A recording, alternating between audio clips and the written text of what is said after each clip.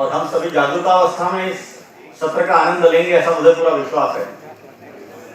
अभी का जो सत्र है ये समानांतर सत्र है और लोक परंपरा हमारे इस पूरे लोक मंथन का विषय है। इन लोक परंपराओं में शिक्षा और कथा कथन या कहानी बताना, स्टोरी टेलिंग जिसे कहते हैं, इसके बारे में ये अपना सत्र है। इस सत्र का पूरा मॉडरेशन संचालन करेंगी तो श्री मोनिका अरोरा जी। मैं आदरणीय मोनिका जी से अनुरोध करता हूं कि वे कृपया मंच पर आए। इस सत्र के लिए हमें इस लोक परंपराओं से जुड़े हुए व्यक्तित्व मिले हैं जिनका प्रत्यक्ष कार्य लोक परंपराओं में है। ऐसे हमारे बीच उपस्थित पद्मश्री श्री गिरीश प्रभुणे जी, मैं आपसे अनुरोध करता हूं कि कृपया आप मंचासीन हो। गिरीश जी का प्रत्यक्ष कार्य यह लोक शिक्षण लोक परंपरा इसमें बहुत ज्यादा है और चूंकि प्रत्यक्ष कार्य है तो उस प्रकार के अनुभव भी उनके साथ है। वे सारे अनुभव से हम सभी वृद्धिंगत होंगे, ऐसा मुझे विश्वास है।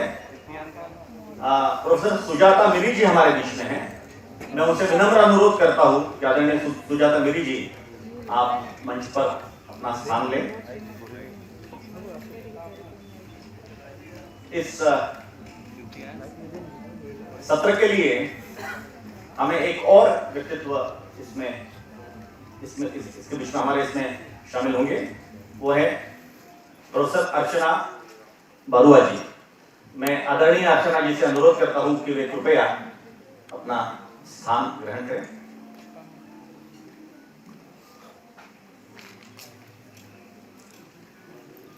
जैसा विषय है कि लोक परंपरा में शिक्षा, शिक्षण और कथा कथन, कहानी कथन, स्टोरी टेलिंग, इस सब विषयों पर हम मंथन करेंगे। सत्र प्रारंभ करने के पहले मोनिका जी उस सत्र को पूरा हमारे बीच में चलाएंगे। उससे पहले मैं अनुरोध करता हूं श्री राजीव दत्ता जी से कि वे गिरीश जी, माननीय गिरीश जी प्रभुणे, आपका वे स्वागत करें। माननीय गिरीश जी प्रभुणे।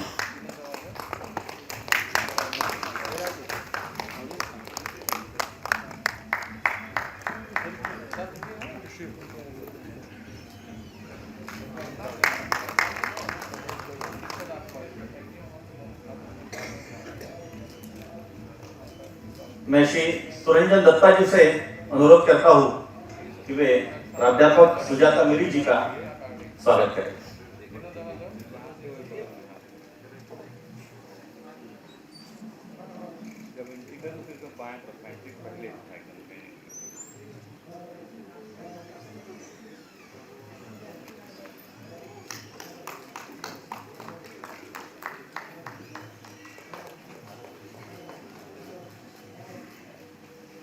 धन्यवाद।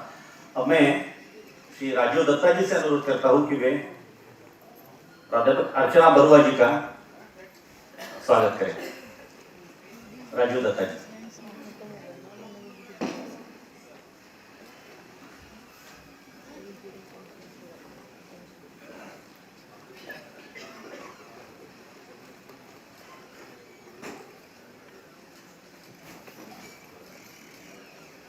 मैं सुरंजन जी से अनुरोध करता हूं, सुरंजन दत्ता जी से, कि वो इस पूरे सत्र की संचालिका माननीय मोनिका अरोरा जी का स्वागत करें।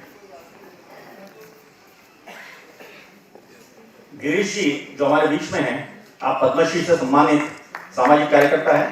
मूलतः चिंचवड़ में आपने पुनरुत्थान समरसता गुरुकुलम के आप संस्थापक हैं और क्रांतिवीर साफेकर स्मारक समिति के आप अध्यक्ष हैं और पिछले 35 से ज्यादा वर्षों से आप घुमंतु जनजातियां इनके बीच में शिक्षा और पुनर्वास का काम कर रहे हैं। 2021 में आप पद्मश्री से सम्मानित हो चुके हैं, 4 किताबें भी लिखी है और पालावर से जीर्ण नाम का एक पुस्तक है जिसके 25 संस्करण प्रकाशित हो चुके हैं। सुजाता मिरी जी, आप 10 वर्षों से लेडी श्री राम कॉलेज और उसके बाद नॉर्थ ईस्ट हिल्स विश्वविद्यालय शिलांग में प्रोफेसर पर रही है। आप वनवासी संस्कृति और चित्रकला को समझकर एकेडमिक जगत में आपने उसे उच्च स्तर पर पहुंचाया है। आप एक सुप्रसिद्ध लेखिका और चित्रकार हैं। इसके अलावा आपने वनवासी विषय, आदिवासी विषयों पर चित्रों की श्रृंखला बनाई है और उसी के लिए आप जानी भी जाती है। आपके कई लेख 15 से ज्यादा पुस्तकें हैं। हमारे बीच में प्रोफेसर अर्चना बारुआ जी भी हैं। आप वर्तमान में डॉन बॉस्को विश्वविद्यालय में प्रोफेसर है एवं IIT गुवाहाटी में भी पूर्व प्रोफेसर रह चुकी है। आप लगभग 23 से ज्यादा वर्षों से देश के प्रतिष्ठित शैक्षणिक संस्थानों में अध्यापन एवं शोध का कार्य कर रही हैं। आप भारतीय दर्शन और गांधीवादी दर्शन, वैष्णववाद से संबंधित धर्म और संस्कृति और विशेष रूप से असम के मध्ययुगीन भक्त संत महापुरुष शंकर देव से संबंधित शोध पत्रिकाओं में नियमित शोधपरक योगदान के लिए आप जानी जाती हैं। आपके कुछ उल्लेखनीय प्रकाशन है the tradition of religion in Assam, A philosophical study इत्यादि। अब मैं मोनिका अरोरा जी से अनुरोध करता हूँ। मोनिका अरोरा जी को हम में से लगभग सभी ने सुना होगा, टीवी पर हमने देखा होगा। विधि के क्षेत्र में आप कार्य करती है, अनेक पुस्तकों का लेखन आपने किया है और बड़ी प्रखरता के साथ राष्ट्रवाद की बात देश तक पहुंचाने का एक बहुत बहुमूल्य कार्य मोनिका जी ने किया है। मोनिका जी की व्यक्ति इस पूरे सारे संचालन का संचालन कर रही है, हम सबका भाग्य है। आदरणीय मोनिका जी।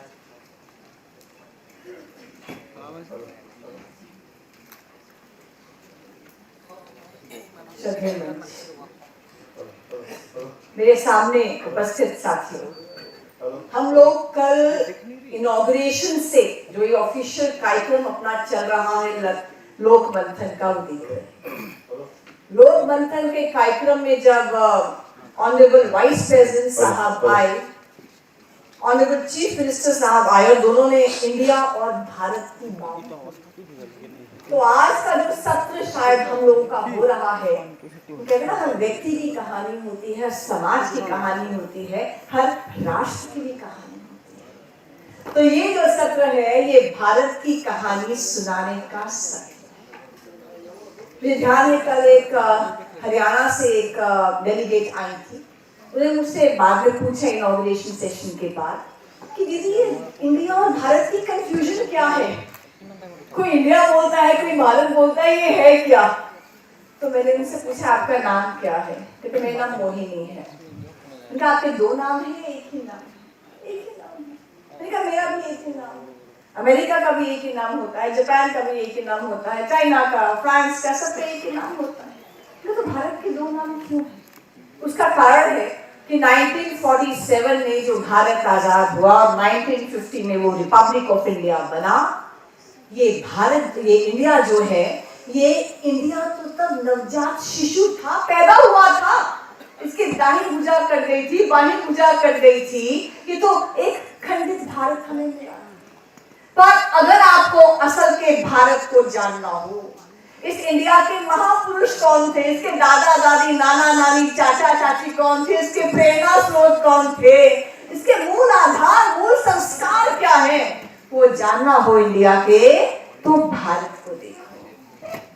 और भारत यानी भा और रक्त। आप लोग यानी ज्ञान के प्रकाश में लगे हुए लोग, ऐसे हैं भारत के लोग। और क्योंकि मैं वकील हूँ और रोज कॉन्स्टिट्यूशन को पढ़ती हूँ, कॉन्स्टिट्यूशन के हम कहते हैं कुछ मूलभूत आधार हैं, जैसे फेडरलिज्म है, जैसे पार्लियामेंट्री फॉर्म ऑफ गवर्नमेंट है, इक्वालिटी है, लिबर्टी है, डिग्निटी है, ऐसे कई सारे और यूनिवर्सल एंड फ्रेंचाइज है। हमारे भारत के भी अगर मैं कह सकूं तो 5 मूलभूत संस्कार हैं, आधार हैं, जिसका एक एक्सपोजर जो है, एक्सप्रेशन जो है, वो हर जगह दिखता है। हम आज के सेशन में देखेंगे, वो नृत्य में दिखता है, वो संगीत में दिखता है, वो लेखनी में दिखता है, वो चित्रकारिता में दिखता है, वो हमारी कविताओं में दिखता है, वो गिरीश जी की सेवा में दिखता है। इसी भारत को हम देखते हैं हर एक एस्पेक्ट में आज हमारे समाज के। अब वो 5 आधार क्या है, अगर संक्षेप में कहना चाहूं भारत के, तो 5 आधार है। पहला, ईशावास्यम इदम सर्वम, कर में भगवान है, मुझ में भी भगवान है और तुम में भी भगवान है, पेड़ पौधों में भगवान है, चर अचर, लिविंग नॉन लिविंग, सब में उसी ईश्वर का तत्व है। दूसरा, एकम सत विप्रा बहुधा वदन्ति, सत्य तो एक ही है, विद्वान लोग उसको अलग अलग नामों से पुकारते हैं। इसलिए हमारे मंदिर में हमारे राम कृष्ण नानक बुद्ध और जैन महावीर में झगड़े नहीं होते, क्योंकि सत्य तो एक है, उनके नाम अलग अलग हो सकते हैं। तीसरा जो हमारा मूल आधार भारत का है वो है सर्वे भवन्तु सुखिनः। वो ये नहीं है सर्वे मानव भवन्तु सुखिनः, सर्वे भवन्तु सुखिनः यानी जो भी है, ये पृथ्वी है, आकाश है, पाताल है, ग्रह है, सूर्य है, चंद्रमा है, यहाँ पेड़ पौधे हैं, यहाँ पर जीव जंतु हैं, यहाँ पर जानवर है, इंसान है, आदमी औरत, सर्वे भवन्तु सुखिनः, सबका भला हो। This is the aim of our life. और उसके लिए हमारा मानना क्या है, जो चौथा हमारा मूल संस्कार है, वसुधैव कुटुंबकम, पूरा संसार एक परिवार है। इसे लॉकडाउन में कोरोना के, जब वहां पर लॉकडाउन के खिलाफ अमेरिका की समाज संघर्ष कर रहा था, खोलो लॉकडाउन को, हटाओ रिस्ट्रिक्शंस को, भारत 100 से अधिक देशों में कोरोना की वैक्सीन बांट रहा था, क्योंकि हमारा मानना है पूरा संसार एक परिवार है। और आखिरी तत्व मैं कह सकती हूं तो कि अहम ब्रह्मास्मि, मुझमें ब्रह्म का तत्व है, मैं ब्रह्म का तत्व हूं, मेरे में दैविक गुण है। इसका मतलब ये नहीं कि तुम शैतान हो, तत्वम असि, तुम भी तो वही हो। और यत् पिंडे तत् ब्रह्मंडे, जो इस पिंड में है वो पूरे संसार में है, पूरे ब्रह्मांड में है। मैं सबकी और सब मेरे, वी आर वन, हम सब एक हैं। इसलिए झगड़ा नहीं होता है, इसलिए लोग यानी कहीं बीहड़ में बैठे हुए लोग नहीं, लोग मतलब आप और हम है, जो नंद जी ने कहा, लोग मतलब भारत है, भारत की परंपराएं हैं। और इसलिए भारत को जानना, भारत को समाज के हर क्षेत्र में देखना और इस प्रकार से वननेस के कॉन्सेप्ट से देखना, ये है हमारे लोक मंथन का ध्येय। और इसी में हमारे बीच में जो गणमान्य व्यक्ति हमारे बीच बैठे हैं, आप देखिए हमारे बीच में गिरीश जी हैं, जिनको पद्मश्री मिला। और पद्मश्री कैसे मिला? सेवा के कारण मिला। और सेवा किसकी? जिसको क्रिमिनल ट्राइब्स कह दिया जाता था, जिन पर खाना बदोशों पर जिन पर अत्याचार किया जाता था, उनके लिए इन्होंने स्कूल्स खड़े कर दिए, उनको एजुकेशन दिया, एम्प्लॉयमेंट दिया, उनका सामाजिक स्तर को बढ़ा दिया।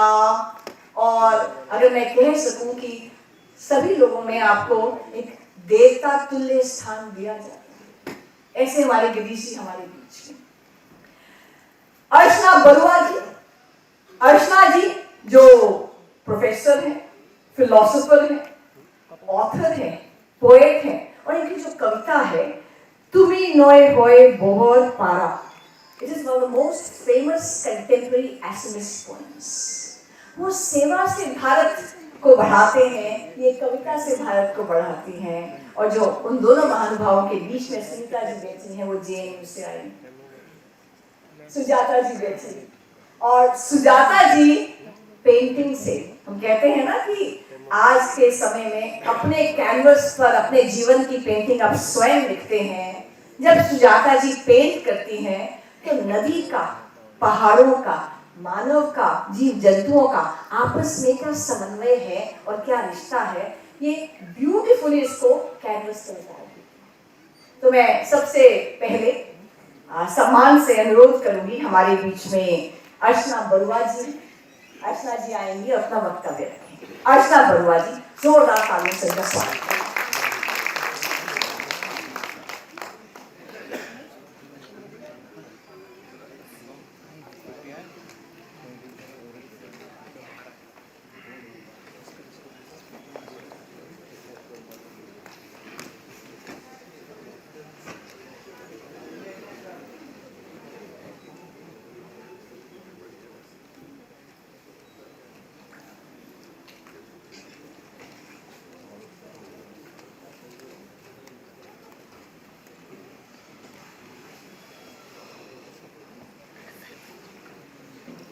Adharanya Shafijan, and all the dignitaries sitting here, most respected and honored dignitaries, and all others who are also participants of this great organization, part of this organization, and also participating in this Lokamanthan academic and other cultural, sociological, Manan Kathan reflection, darshan. So I consider very privileged, myself privileged to be a part of this, all of you as a family. With this respect to all of you, I just briefly summarize what I want to say, or I want to represent from this one corner of this Bharatvarsha of Northeast Uttar Purb, and here particularly what I will take you in the kind of storytelling and education, the folk tradition. I will take you to the time when even Bharatvarsha's constitution, geographical location was different, as I said, Khandita Bharat now. And even Assam, also which was known as Pragyotis, because of astrology, Ganana, Jyotish. And then now Arunachal, we have the early rising of the sun state. So we have now different states out of this large geographical habitat, which was called Pragyotis. Then it was called Kamarupa with Kamakha and other associations. But parallelly, even Kamakha was installed. The initiative of the plough cultivators of Janaka, Naraka, who were, because Janaka found or nurtured or gathered Sita from the rice field. So Naraka, when he was installed as a custodian of goddess Kamakha, she was initially, her position was like of Lakshmi, and also as, because Vishnu Varaha, who was again associated with agriculture. Main thing was the cultivators, the commoners, for whom it was a inclusive kind of all will come and share in a common platform. So after that, with the coming of the, because of the whole like Bharatvarsha, our constitution, our combination of this Northeast is also mosaic of races and cultures, Aztecs, Dravidas, Arya, Anaya, Javana, Kirata, Kochari, Khasi, Garu, Miri. You see, this was the first representation of the Northeast tribes. And I will relate you to the story of Assam and Bharatvarsha through the spokesman of that time's Bharatiyas, noble sons of this land, who considered them as sons, others considered them as sons, Mahapurusas. One of them particularly was Mahapurush Shankaradeva, and who in his Bhagavad translation mentioned for the first time Kirata Kochari, Khasi, Garu, Miri, Javana, Kanka, Guala. All these, who are these? Others call them we and the others. We and they, the tribes or the caste or the high caste or the low caste. But for him, they were all sevaks, devotees of Akasham Vipra Bhakti. And therefore we are all Vashudhaiva Kutumba because of family kinsmen of there cannot be I and the other. It can be we all together. So we all together, that mantra worked to such an extent that even Jabana, Kanka, Jabana, Muslims, Turks, who were said to be outside the pale of the, because they were not only marginal group, but they were also, so they were also inclusive of this larger mosaic, and without any discrimination, it worked miracle. And during the history of Assam, we had the name Assam, which was also the coming of the, particularly coming of the Ahoms, the last, who ruled here for 600 years. Ahoms came from China, Tibetan, and with that another mosaic of component. But when Sukata came, along with Shankaradiva's way, he also, you see, forgot, because first they were the tribes who came wearing black dress, and they first surrendered that. They compromised that. They mixed with the people of the local, and they gave different identity. They particularly forgot their own Ahom language, which remained only with the traditional priests, but they gave a mixed language which became Assamese, and which counted along with their gods, our gods, their language, our language. It became the larger of Assamese culture. So in this background, I want to relate to this theme of this Lokamanthan theme 2022. So I will briefly tell you about education and storytelling in local tradition with special reference to Neo-Vaishnavite Satras and Namgas. So one thing when you come to Assam, you may wonder, because Bharatiyas are everywhere, Bhagavan, from humblest to the universe, everywhere we see that we are all charged divinely, part of that. So here also it is the same. Only thing is there is some reformist trends here. So modern temple and modern priest-oriented idols and images and caste and all, these became secondary. This became rather non-significant. Now what became important is a democratic organization called Namghar. Nam, because the commoners, they sit together, they chant Harinam. And Krishna in the Bhagavad, it already Bhagavan said that where my Mad Bhaktas Jatha Gayanti, I am there. So there, the Vaishnavas became Vishnu, Shiva became Shiva. So that way it was a different environment. And here, you also see the simplicity of rituals. There was, because priesthood was out. So one simple illustration I am giving you, the whole Northeast, including Manipur, Tripura, all. So there was a different culture already. And here you will see, unlike in the Barak Valley, the Brahmaputra Valley particularly, Assam, which was a cultivator, as I said, even Kamakha was originally cultivation related. So here, weaving and other things. Every Assamese woman knows how to weaving and manual work like Kabira. You see, so Kabira kind of chant, with Hate Kritakam Mukhe Nam Nam.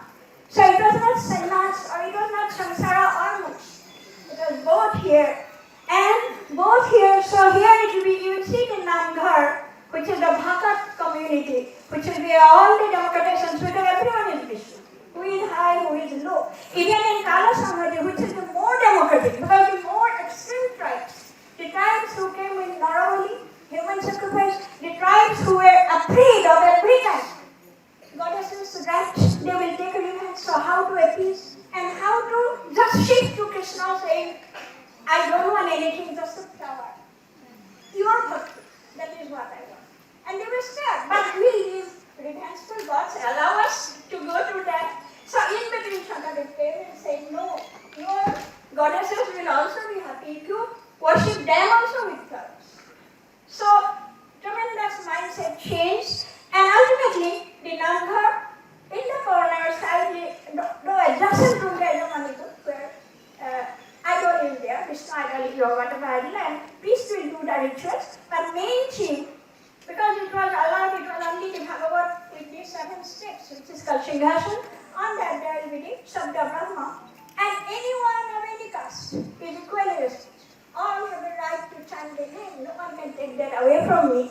I do not need a mediator or a priest or another. Everyone, even the high caste or the low caste, they forgot their caste, they forgot even Hindu-Muslim.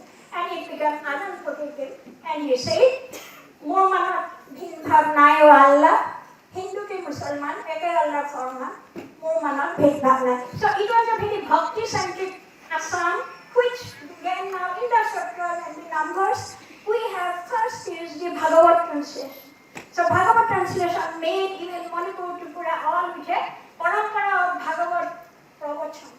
Bhagavad Katha. Bhagavati will be there who will, even during the funerals, when someone dies, we usually do the rituals and other things. There are different rituals. East, but in the whole Northeast, including Manipur, there was a tradition of Oribam Lama or the Bhagavad reader. And these Bhagavad readers, when during the time of Jayasingha, Manipur king Jayasingha had to flee from Manipur and because of Burmese invasion, and he came to Assam. And there was cultural affiliation between Kshatriya and Manipuri dance. Bhagavad, from here, he took the Bhagavad, because Shankardeva already translated the Bhagavad into Assamese. Why? Because he says, Sloka Samskrita ami lekhibato bhalo jane. He was a great Sanskrit poet, or scholar, great scholar. His Bhakti Ratnakaram and others were equally praised in a high esteem as Shankardeva himself and Jagannatha will say, I am born in Ordua, B. When Pandas had a dream that Lord Jagannath already took his birth in a place called B. They thought Banaras or B. It was Barodua where Shankardeva came. And he continued the trade, and when he visited the Jagannath, they saw Jagannath in Shankardeva. So, Sannyasi line of devotees like Iswarapuri, Vishnupuri, Sridhar Swami, these line also was a parallelly another interpretation of Lokamantham. They were trying to show the supremacy of bhakti, because with Shankaracharya we also saw that jhana became and sannyas became important. So for this balancing the two of the Bhagavad Gita, Samsara and also Moksha, so they are another monon-conform, because Bharatvarsha being such a vast country, there cannot be one final position. There will be always discourse. Otherwise tradition will be dead and stagnant and gone, the final.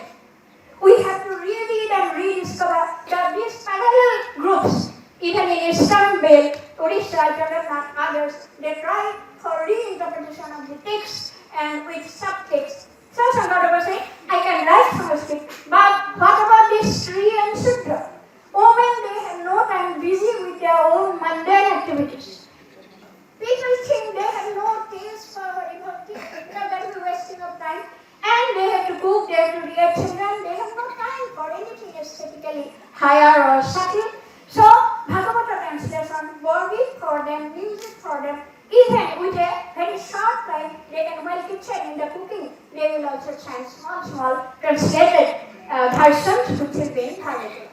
So, when he wrote the Bhagavad translation in Bhanikula, this was taken into Manipur and to Tripura, and there in the Manipur they have a chronicle where every visit will be recorded by the king. So the king wrote, today with rushing 12 from Assam, Bhaktas came along with a Bhagavata reader, and that Bhagavata reader with Bhavana, dramatic performance, will enrich Manipuri culture, and there will be trainings here from them. So Assam and Manipur together, because of this liberal, caste liberal position, weaving and others, even cultivation, even in Assam, Brahmputra Valley, if you have Khetiok, agriculture, because Kamakha and Vishnu Baraha were with agriculture, it could not be given a local status in Brahmputra, because we have Bihu, we have other, and every Assamese women, high caste woman also is proud of weaving. So it could not simply be as manual work, as a low caste. That tradition could not be. So Manipur had one goddess for weaving. She is weaving goddess Panthoi, and she is very beautifully present at a very respectable position. She will not give him low caste status. So Bhagavad went, and there I say the Bhagavad story that he tells. And when it was in a bhavana form of dramatic narration, you can see the audience, the large audience, they will take part. And Shankardeva's translation had this. When Krishna will enter, suppose, he will, with an aura of God coming. So God also has this cell. So, oh hey Sabhasada, oh Lokayana. See how kind and compassionate the Lord is. You don't worry. So here you get a Buddha type of healing touch from God. And when, because you cry, every day you call me in your household, and I remain unmoved. I am also equally suffering because my bhaktas are sick. So I want to say that I am your own as you are my own. Because in the Bhagavad Gita, Krishna's last part was also, you are equally dear to me. After showing Vishwarupa, after doing everything, trying best to convince Arjuna, he failed because Arjuna said, I want to see you in your best human form as my Sakha, as a Manav root of God. So Krishna had to oblige because bhaktas can control him like Prahlad and all. So here when this comes, first he will enter in sloka, then audience, because they will understand. So there will be also linked language by Shankara, which is Brajavali, which Michili, because Brajavali already, that time the Eastern link language were there, and Rabindranath and others also, in Mithila also we had Brajavali. So that was mostly addressed to the elite section, art, aesthetics, and with Chaitanya, Rupa Goswami and others, you will see that was becoming very highly sophisticated Radha and other stuff, Joypuri art and all, painting. So it acquired a different level, which every commoner is not up to.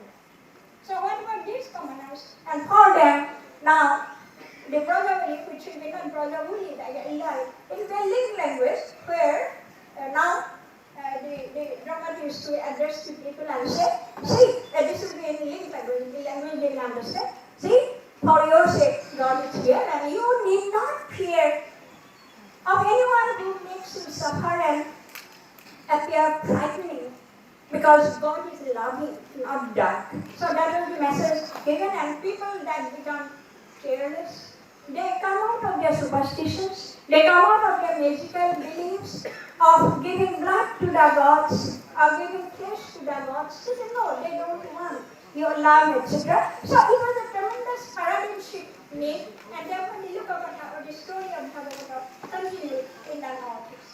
Then we had another story, which was of, we can say, even in Shankardava's translations, you see, there was such a democratic atmosphere, because for Sri and Sudra, it was mainly.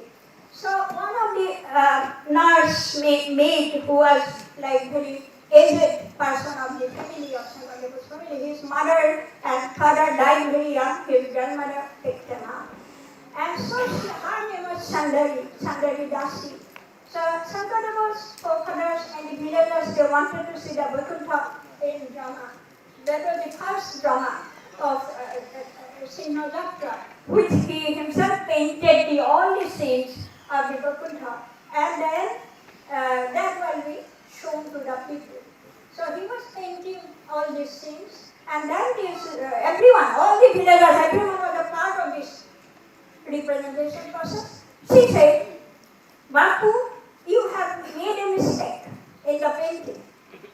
Look at the guts. And then look at Shankardava allowing her to speak. And she said, in the Vaikuntha there should be a particular tree. Now where is that tree? I do not see. That Bhattati or something.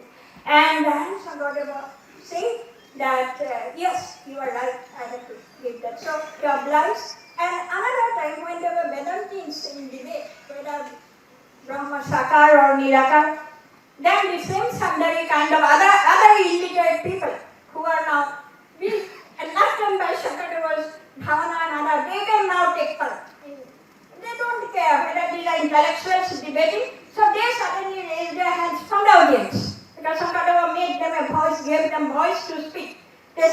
He said, wherever, from Sri, Shudra, anyone, whatever you want to participate, you want to share, you share. It should be sambhava, it should be discourse. So they say, when these two Vedantins were in argument, the Sandari said, you say by Brahma is Nirakar, then where from the Vedas? Because Vedas is Ishvara Mukha, Bali, where from this comes? So she, with her own way of looking at it, tried to make a point. So these are some of the things, and other things was like, as I said, Hindus and Muslims. In Assam, we had Satras and Namgars. Satras already secularized, only the Bhagavata is Sabda Brahma. And all if you see the Namgar, there will be 7 layers, because 7 steps Vaikuntha, and on that Sabda Brahma. Then ultimately, even Muslims had their Satras. They had their turban, and they went for Gosai or Gokhami, and then they had their sisters. So I just want to show how culture could unite and integrate. And what was taught in the Sarama, as today's time, COVID time, we are for Sach Bharat. So Sach Bharat was taught. No untouchability, no secret Diksha mantra. It was publicly acclaimed Nama Sarama. And there, Sarana was given hygienic things, cleanliness, take bath every day, wash your hands whenever you go to other washing and application. So it became such a practice in Assamese villages that without taking bath they don't take tea. Without taking bath they even wear wash clothes to enter into the kitchen. Otherwise they will say dhuti niti. Dhuti means subsequent, cleanliness, and become untouchable, not because of you are low caste or genetically different, but because you are unclean, I am clean. Then logically they also claim to ask questions. That means if from a low caste, if from a Muslim, if from someone who becomes so clean, hygienically so better, Vishnu like, Vaishnava like, humbler than a blade of grass, and Navaguna, all the virtues, will he still be low? Shakadeva says no. He is as good as Haribhagat. Even he made 9 dharma fighters who are from these different groups. And ultimately, last part, I just tell you, another part of the secular story began in the Satyaj and Namgo, which was called Saritula, of the biography of the Gurus. The biography of the Gurus was after the demise of the saints, who was the light, who was the friend, philosopher, guardian for the whole group of people, they become orphan-like. And so, Madhavdeva wanted that to make them feel that Guru's presence in their midst. So, the tradition of storytelling of Guru Sari. Guru Sari Katha, what the Guru did, how the Guru helped the others, depressed one, afflicted one. Sometimes you will find the Guru Buddha-like qualities. So, as if others from the society will be born, these will remain role models and they will become Vishnu-like by, Buddha-like by, Arhata, by your earning, by your merit. Another is descent. You just by birth become a avatar because you do miracle. But here no miracle, only by your good work you acquire, you achieve that. So this storytelling in the Saritula remain inspiring other generations. I had many other things, but because of time shortage, I find myself very grateful to the organizers that I could be given some time to share with you whatever little I know, and I look forward to your blessings so that we together will continue this journey for some more time. Thank you.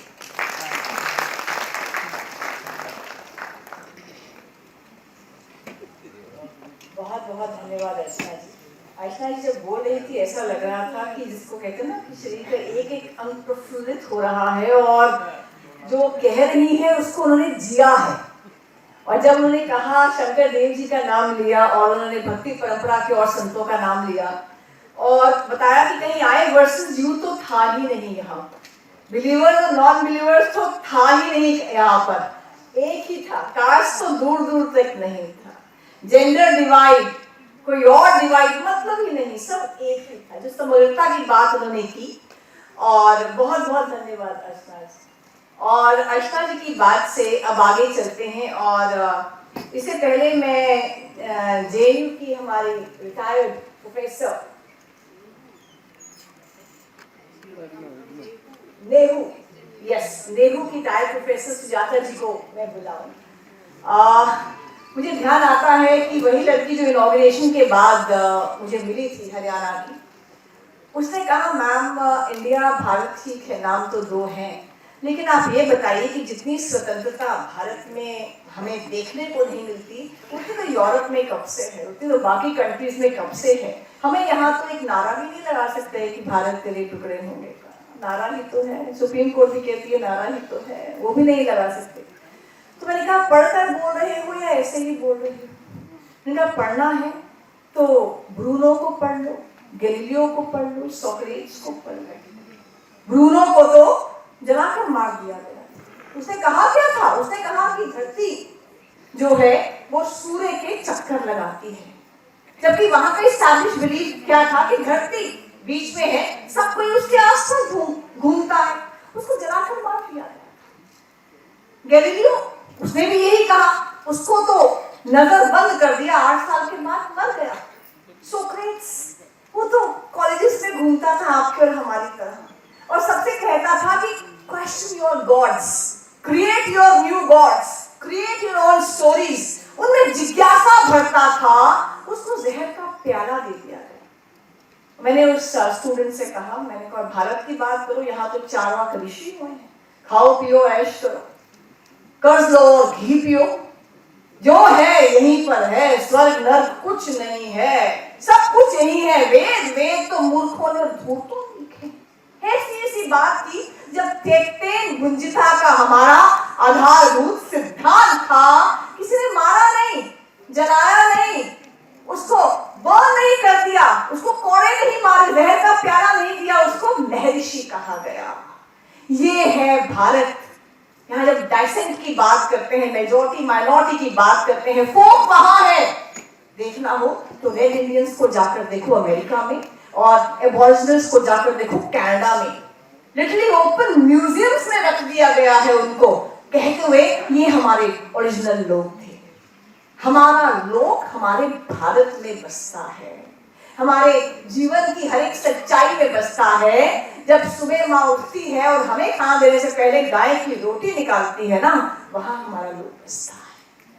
तो इसी परंपरा को आगे बनाते हुए और बहुत सुंदर ढंग से जो चित्रण करती हैं, जो इस भारत को अपने कैनवस पे उतारती हैं, ऐसे में बहुत सम्मान से बुलाना चाहूंगी सुजाता मिरी जी को, जो नॉर्थ ईस्टर्न हिल यूनिवर्सिटी से रिटायर्ड प्रोफेसर हैं। आप ऑथर हैं, आप पेंटर हैं, आपने अपनी पूरी लाइफ डेडिकेट कर दी है ट्राइबल आर्ट्स के लिए, भारत के लिए। सुजाता मिरी।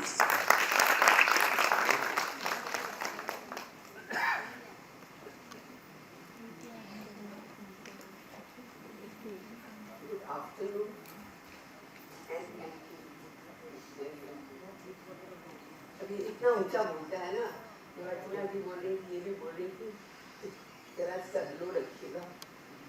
And if you don't hear me, then put up your hand, then only will increase this. Otherwise, I think it's jarring your ears. Some of you look quite disturbed. Just taking off from where the two earlier speakers stopped. Archana talks about the Bhagavad and how the people were so influenced by Shankardev and the harmony between Manipur and Assam, of ideas, religious ideas about God. And the listener will go away with the idea of how beautiful and how nice everything was. But the census will record about 300 communities, primitive, barbaric animals, etc., etc., etc., who have not heard of these nice people with their nice stories and their nice philosophies and the good things that they propagated. These kind of people will be recorded by the so-called intellectuals. I'm sure most of you belong to that group, who have read only colonial stuff written about our country. I'm sure about the rest of the country also.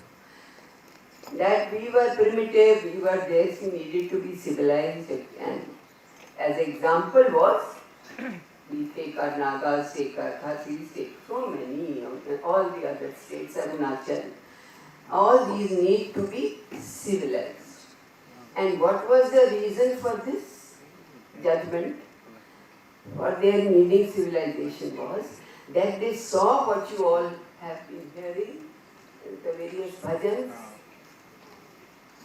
कण कण में भगवान है, सब जगह भगवान है, पत्थर में भी, हवा में भी। ये जो असल में ऐसे कहते थे, और सिर्फ कहते नहीं, who used to live with nature, who said nature is not that matter like the botanists.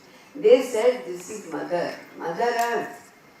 Mother Earth को प्यार से रखो। अभी मैं आपको थोड़ा सा रंग बिरंगा दिखाऊंगी, so to keep you from being bored. So the people who lived with that faith, imagine, were regarded as the lowest of the low. हमारे भजनों में भी उनका कोई नाम नहीं आता है, कोई साधु संत की बात करते हैं, पर उन लोगों को हमने बिल्कुल kind of, I think unconsciously or not finding it necessary. I'm not saying it was hard-heartedness. It's just that each community lived by their own rules, so they also lived by their rules. You respected their rules. But when the intellectual came, being educated most of the time with foreign degrees, they followed whatever their masters taught them. That their theory of evolution, the high, the low, the medium, highest is the British, of course, the Goda Sahib, and then we are slightly better. Then we Asians were allowed little room for respect, and after them, of course, were the lowest, the primitives, which we happily embrace as tribal. And what we attached, we attached fellowship as a लालच कहते हैं ना, तो कोई लड़ेगा भी ना कि ट्राइबल हटा दो. अब कोई, I have seen my students, even after understanding the history of this word and how much it smacks of colonial disgust, they would say, नहीं अब तो कोई बात नहीं मैडम, अब तो रहना ही चाहिए, because it will be confusion. Now we are all, having ST, SC, all these things make it very easy for governance. So it has become a very respectable word. Not inside your heart you really do feel that ये primitive है, जरा कुछ जानते नहीं है क्या, अब list तो बनाने की जरूरत नहीं है, but they are different. And if you really go to the heart of the matter is that they do not prescribe, they did not modern have embraced, most of them have embraced the dualism of modernity. The modernity lays the difference between man versus nature. And God बेचारे को तो ऊपर भेज दिया है, ऊपर रहता है. Man is the center of the universe, you all know. We are all knowledgeable beings. And this is very beautifully explained by not only the scientists, also social scientists, anthropologists, sociologists have written articles on this thing. So, compared to the past, years ago, when the modern universities in the West established themselves as the epitome of understanding, science, discovery, research, and we learned from them, we till date are following. They are changing, mind you. Their history is now widening and trying to understand countries, societies which are other than them. They are not today daring to say like Merleau-Ponty and Hegel and all that we know only. That the West is the only one that knows, has right, correct knowledge. They are hesitating. They say, no, we should learn from the others. So while they are trying to move, our philosophers of culture or your anthropologists we are talking about whatever they said as Bible truth. So in meetings and seminars we can talk about ऐसे अच्छा था, ऐसा अच्छा था. In reality, this bias has entered our universities, entered our system. The social sciences need to be totally scrapped, and we have to come straight to the tribal, so-called tribal. I prefer the word आदि, जनजाति, जो भी कहिए, पर ये tribal word तो बहुत ही भयानक है. पर अगर पॉलिटिकल हो जाएगा तो मेरे को ही डंडा मारेंगे, इसलिए मत बोलिएगा. Don't quote me. Much of what we do by way of critical exploration of the long tradition of philosophical thought in a country is influenced by trends of debate in the West. While this is inevitable in a way and might have its positive aspects, it results in the acceptance of modes of interpretation and criticism which may blind us to crucially study the authentic aspects of this tradition. But what have we done? What have the so-called Indians done? Take up any book of history of Indian philosophy. एक तो कोई ज़्यादा पढ़ता ही नहीं Indian philosophy, बड़े साल अभी थोड़ा रिवाइवल हो रहा है. They read history of Indian philosophy by Hiriana Sharma. आप कौन बोल राधा कृष्ण को भी सुनिए. What do they talk about the pre-Vedic culture? Not knowing that they are in a way condemning the tribal communities as polytheistic, patronizingly. जरा बेवकूफ है ना, जानते नहीं है, पेड़ की भी पूजा कर लेते हैं, नदी को भी अच्छा मान लेते हैं, यहाँ भी भगवान है, यहाँ ये आप जो भी फिलोसोफर कोई कह रहा था कन में भगवान है, इसको पॉलीथीइज्म का स्टेटस देके बोल दिया. So slowly it was replaced by, I'm quoting these great fellows, इनकी किताबें बहुत बिकती थी, हम लोगों को वो पढ़नी पड़ती थी, बस वही इंडियन फिलोसफी में वही पढ़ाया जाता था. उपनिषद तक तो कोई स्टूडेंट जाता ही नहीं था, बिकॉज संस्कृत पढ़ानी बंद हो चुकी थी. तो what did Radhakrishnan and others say? That the polytheism, the primitive polytheism of the pre-Vedic times was gradually, happily replaced with, ended with monism of the Upanishads. Achhi baat hai. Then we all became Advaitins and things like that. So pat on the back. But not understanding that they themselves were talking about one.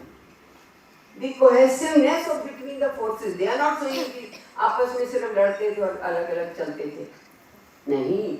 They were talking of the sacredness of nature. They were trying to take the attention of man is not the center of the universe. That myth, that is something they always. आदमी अपने आप को बीच में बिठा लेता है, जग बन जाता है, सब कुछ बन जाता है. भगवान भी वही क्रिएट करता है, भगवान की पूजा भी वही बताता है. So man has put aside everything for himself, the best. And nature has been downgraded, therefore the modernist has the power to crush it. He can cut nature, he can make a road wherever he likes, he can destroy a mountain whenever he likes. You are seeing it every day. Development अब होती क्या है? आधे से ज़्यादा तो nature ही sacrifice होती है. और फिर जब फ्लड आते हैं, बारिश से बढ़ती तो हम रोते भी हैं, वही सड़कें डूब भी जाती हैं. पर हमने क्या? We have meddled mercilessly without respect for nature.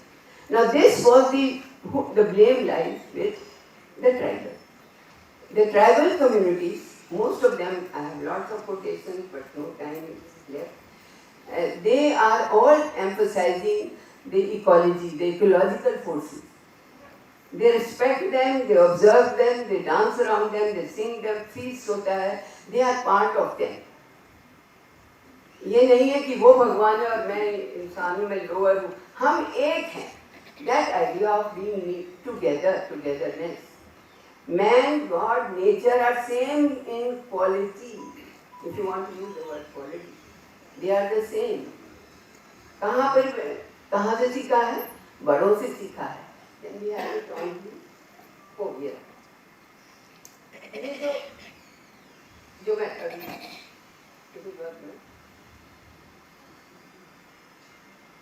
इसके बाद में ट्राई करते हैं.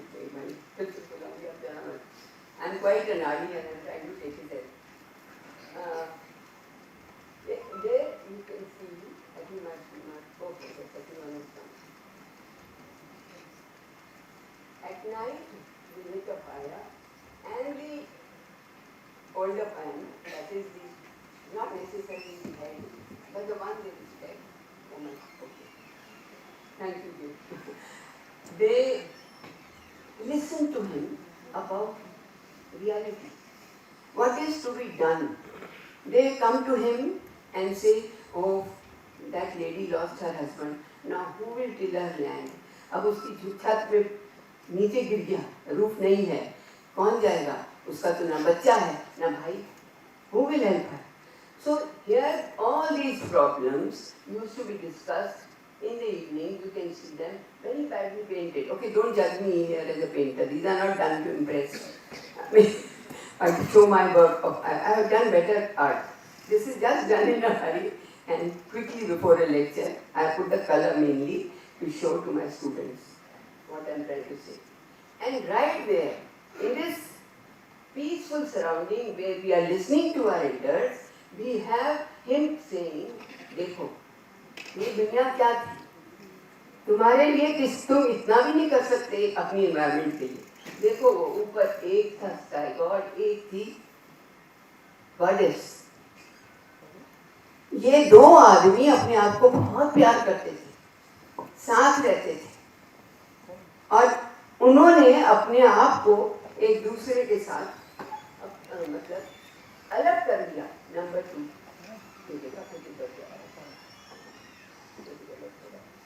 तो हम लोगों ने अपने आप को बिछड़ दिया। हिंदी इंग्लिश गड़बड़ हो रही है पर समझते हैं आप। Why they separated from each other?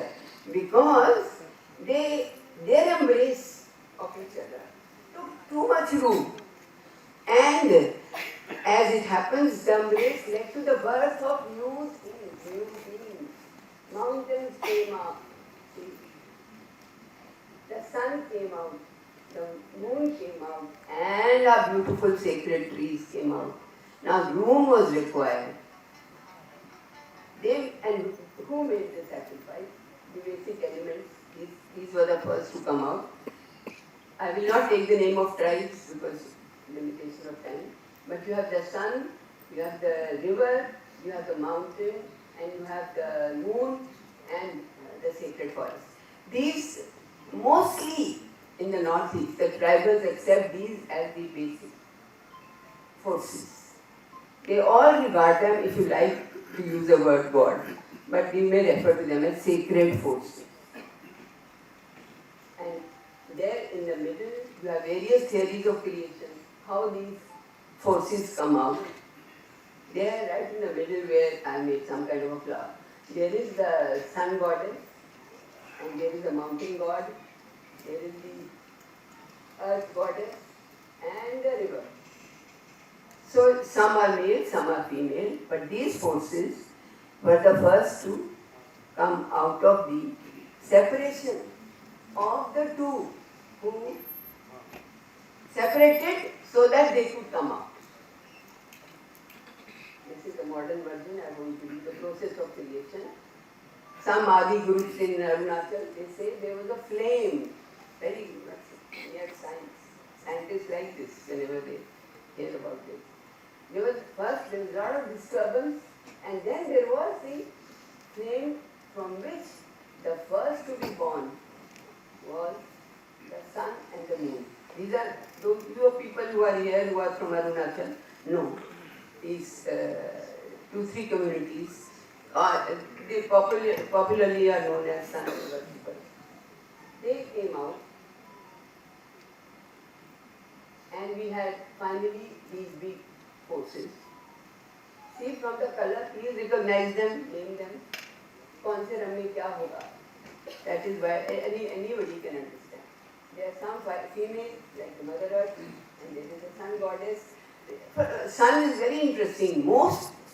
Almost all except Nishin, the mama-in-laws. The man is the one who stayed on earth, and his wife was the sun goddess. She went up. I mean, the sky god did not. Sky god goes down. Down meaning where today there is earth. We call her Mother Earth. But in this particular tribe, and interestingly, I find the Mishin men are far better parents than women in that particular community. I don't know, it's coincidence. You can advise me later. But otherwise, the sun is all female.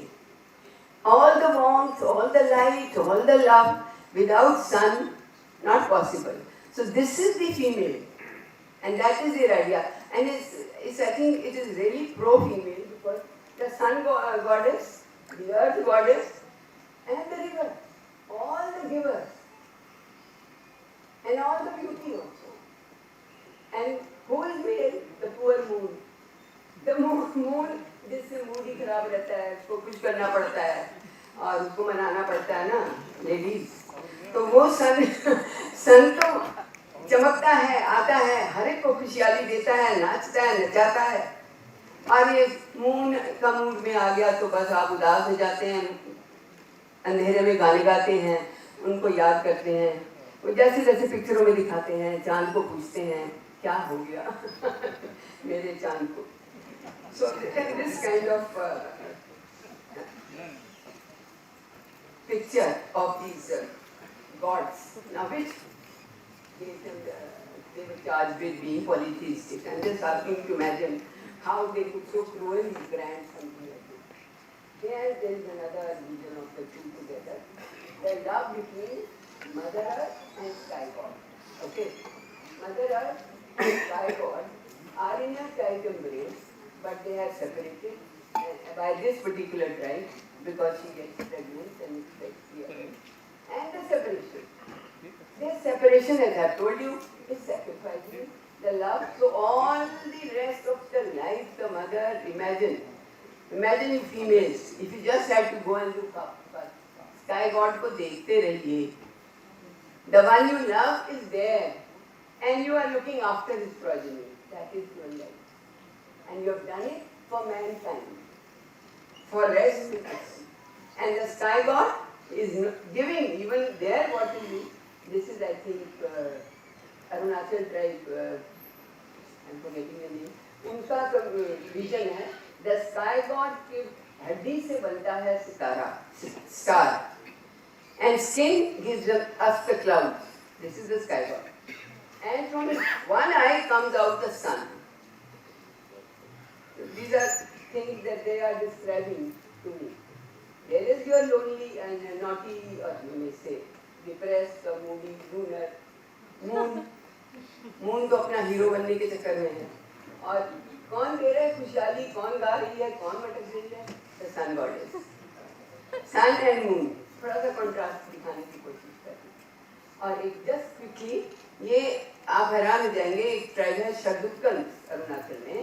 उन्होंने वो लोग एक सन goddess की बात नहीं करते, कहते actually the sun goddess is 7. इससे एक बिजली फेल होती, दूसरी आ जाती है, फिर तीसरी आ जाती है ना. ये सारी एनर्जी जो इतनी वर्ल्ड को दे रहे हैं, ये एक नहीं है, 7. This was unique to them. I have not heard. Then the sun and the moon, again you have lot of theories about it. Some say it is only one, but they are seen like from one side it is the sun, on the other side it is the moon. One deity. And also there are always the watchers, there are always, as very badly in the colonialists interpreted as spirits. Spirit sounds like बेवकूफ आदमी सबको भूत दिखते हैं. भूत ऐसे बोलते हैं ना, तेरा दिमाग खराब है. तो उन विचारों को यही कहते हैं. They find spirits here, they find spirits there. When they say that there is God everywhere and respect nature, then they are labeled as seeing spirits. So there is one naughty fellow, I would prefer to call him. The word they use is BU, and he gets tired when the sun becomes too hot, so he covers it. And this is solar eclipse. Eclipse हमारा क्यों होता है ना, जब कि हद हो जाती है ना धूप में, गर्मी में, then you find this. And again this idea of spirit, if you go to the forest, there is always a forest deity who protects you. And if you trouble, cut down too many trees, then you may also become her enemy. She may charge you, she may lead you to an accident. So, again, if you are interested, very quickly, this is the story of how we learn from nature. The spider learned how to be, because the mother earth, or you may say the mother ancestress, depending on which community you are talking about, she discovered this secret from the spider, who had also got the secret from, of course, the Lord Almighty. And there is the mother, the earth, who is always giving. सब कुछ कौन वगैरह पेड़ और जो निकल रहा है, this is one of my visions of Mother Earth. There from her womb comes out, देखिए फूल आ रहे हैं, so sun moon आ रही है, and rivers are coming. The whole thing is coming from her womb. Again about the emphasis on nature. It's a beautiful story about the sun and the sky god. The sky god called Brooke is wanting to touch his wife, but she is frigid. उसको हाथ नहीं लगाने देती. जब वो पास आता है तो वो भागती है. When she runs, there is lightning, and when she won't let him go, he tries to drag her. There is thunder. So वो आग में बैठे बैठे ये समझा रहे थे सीनियर कि थंडर ऐसे होता है, ऐसे होता है, ऐसे होता है, लाइटनिंग ऐसे होती है. ये इन इश्यूज के बारे में वो लोग सोचते थे. मतलब contrary to popular opinion, they were not fools. They had their own story. And when we die, our ancestors are with us. They are always gardening us, so no need to cry too long. They will come back. And there are again many stories, since I was supposed to talk about stories, where an orphan is left and the land has to be tilled, but there is no one to help. So they go and cry hungry and go to bed. And in the morning they get up and they find that the land is still ready for the seed. Then they realize, then the next night they stay awake and catch their parents. You are there and you have not met us. Don't leave us again. We will die with you. They said, no dear, that is not the way of the world. The dead go, but we never go. We'll always be there for you and help you. This is the other world. That is land of the dead. Most communities have this. Again, talking about land of the dead, what we have and what is beyond. They also thought about that and again thought very highly about their environment. But I will stop because I will not like to abuse more the modernists and shatter my. Sorry.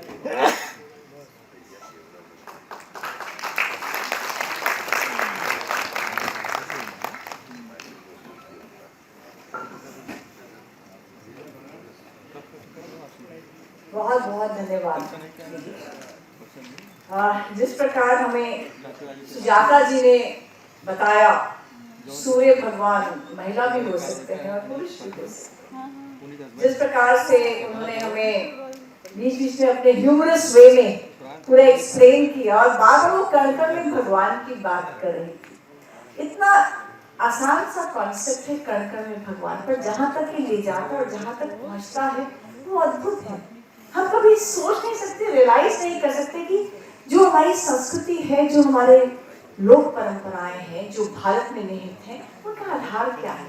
अगर पहला आधार हम कहें कि कण में भगवान, उसे सुनीता ने कहा कि दीदी भारतीय परंपराओं में महिला का क्या स्थान है और ये कहाँ से आता है.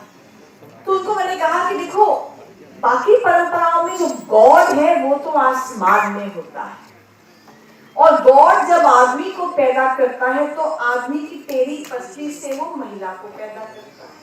ये रहा आदमी, आदमी की टेढ़ी पसली है ये महिला. आदमी जब चाहे कि टेढ़ी पसली पुरानी हो गई इसको छोड़ सकता है, नई टेढ़ी पसली ला सकता है, एक की जगह चार ला सकता है, जब चाहे हटा सकता है. आदमी राजा है और टेढ़ी पसली जो है उसकी सेविका है. आदमी और उसकी टेढ़ी पसली यानी औरत कभी बराबर नहीं हो सकते, क्योंकि एक संस्कृति का आधार यही है. एक और संस्कृति है जिसका आधार है कि गॉड ने एडम को बनाया और एडम को गार्डन ऑफ एडन में भेजा ईव के साथ. Eve was just for companionship of Adam, कि एक आदमी आया और उसकी कंपनी के लिए, एंजॉयमेंट के लिए एक औरत को बना दिया जाए. जब गार्डन ऑफ एडन के अंदर वो आए और वहां गॉड ने कहा था कि ये एक वर्जित ट्री है, एप्पल ट्री, ये सेब नहीं खाना, ये शैतान का सेब. पर शैतान के कहने पर जब ईव ने उस सेब को खाया और साथ में उस सेब को एडम को भी खिलाया, तो गॉड ने उन दोनों को बहिष्कृत कर दिया गार्डन ऑफ एडन से धरती पर और कहा, ईव औरत तुम पहली सिनर हो, तुम पहली पापिन हो, तुमने शैतान के वश में आकर ये पाप किया है और आदमी से पाप कराया है. और तब से लेकर आज तक हजारों लाखों औरतों को डायन कहकर यूरोप की सड़कों पर, चौराहों पर पत्थर मार मार के खत्म कर दिया गया, उनकी हत्या कर दी गई. ये आधार रहते हैं संस्कृति के. लेकिन हमारे यहाँ क्या है? हमारे यहाँ तो कहते हैं कि शिव शक्ति के बिना शव है. हमारे यहाँ कहते हैं जब कण कण में भगवान है तो हर कण में ईश्वर हो गया ना। तो जो डिस्क्रिमिनेशन होती है कास्ट के बेसिस पर, जेंडर के बेसिस पर, क्षेत्र के बेसिस पर, भाषा के बेसिस पर, वो तो अभी जब से हम गुलाम रहे हैं उस काल से ही तो आई है। उससे पहले हमारी परंपराओं में डिस्क्रिमिनेशन है कहां पर? और इसीलिए जब बात करते हैं ना feminism is a bad word, मैं अपने प्रोफेसर से कहती हूँ उन बेचारियों का सोचो जहां पर फेमिनिज्म आया, जिन सर्कमस्टांसेस में वेस्ट में आया, उन्होंने कहा कि हम वस्तु नहीं है, हम शरीर नहीं है, हमें राइट टू वोट दो, हमें मैटरनिटी बेनिफिट्स दो, हमें इंसान का दर्जा दो। The answer was no, you don't deserve it. America में जब 33 प्रेसिडेंट्स बन चुके थे तब तक औरत को राइट टू वोट नहीं था। 1928 तक यूके में राइट टू वोट नहीं था। स्विट्जरलैंड में 1959 में रेफरेंडम हुआ, आदमी बताओ इन औरतों को राइट टू वोट दे दें? Answer was no, they don't deserve it. 12 साल का संघर्ष रहा, उसके बाद 1971 में स्विट्जरलैंड में राइट टू वोट आया। और वैटिकन सिटी में तो आज भी महिला को राइट टू वोट नहीं है, लड़ना पड़ता है। तुम महिला, तो ये कहां से आता है? ये जो एक भेदभाव की पूरी इमारत बनती है, कहां से बनती है? इसकी जड़ को देखो, और जड़ क्या है? महिला पहली पापिन है। और हमारे यहाँ हम तो देवी के नाते पूछते हैं, जब ब्रह्मा विष्णु महेश सब फेल हो जाते हैं कि महिषासुर का क्या करें, तो फिर देवी आती है और महिषासुर का नाश करती है। हमारा भेद नहीं रहा, हमारे यहाँ सब एक रहे। इसलिए मैं हमेशा कहती हूँ विवेक का, आपकी बुद्धिमत्ता का, आपकी आत्मा का यहाँ कोई लिंग नहीं है, तो परमात्मा का कैसे हो सकता है? आपके यहाँ तो भारतीय परंपराओं में तो जो डिफेंस मिनिस्ट्री है वो हमेशा माँ काली के पास रही है। कोई लड़ता नहीं है कि इस बार तो फाइनेंस मिनिस्ट्री लक्ष्मी जी आप हमें दीजिए, कोई चैलेंज भी नहीं कर सकता। Nobody dare challenge. ये हमेशा माँ लक्ष्मी के पास ही रही है। और इंफॉर्मेशन ब्रॉडकास्टिंग मिनिस्ट्री तो नारद मुनि के पास रही है। तो इसलिए जब परंपराओं को हम देखेंगे, और परंपरा क्या है? कण कण में भगवान, जो रोज हम सुनते हैं और बोलते हैं, पर शायद इसकी इमारत कहां तक जाती है ये हम समझ नहीं पाते हैं। तो इसी श्रृंखला में जिनके जीवन का ध्येय वाक्य है कि सेवा है यज्ञ कुंड, समिधा सम हम जले, मैं बहुत सम्मान से बुलाना चाहूंगी आदरणीय पद्मश्री गिरीश प्रभुने जी को, जो वास्तव में देवता तुल्य हैं उन लोगों के बीच में जिनका जीवन इन्होंने परिवर्तित करके रख दिया है। आदरणीय गिरीश।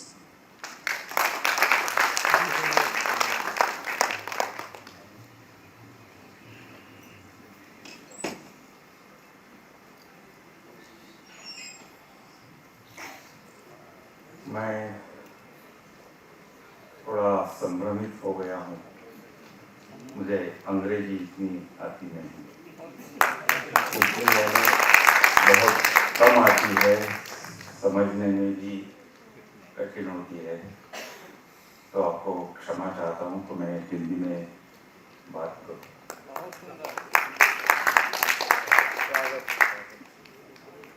मंच पर बैठे हमारे माता भगिनी,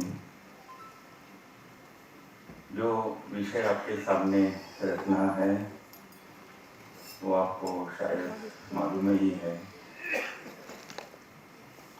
दोहराना ये अपने यहाँ राम का नाम एक बार नहीं लेते, बार बार लेने से है। तो मैं वही बात इन्होंने जो कही है, लोकमंथन में जगह जगह जो बताते हैं, वो मैं थोड़ा सा दोहराना चाहता हूँ।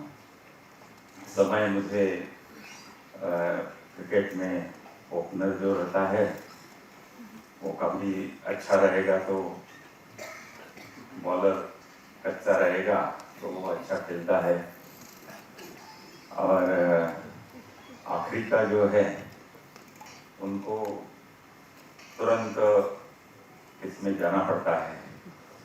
तो हो सकता है मेरा जो समय है जितना इन्होंने लिया है उतना मैं कोशिश करूँगा उतने में ही। जो बातें हैं शिक्षा की और दूसरी है कथा कथन की। दोनों अलग नहीं है, दोनों एक ही है।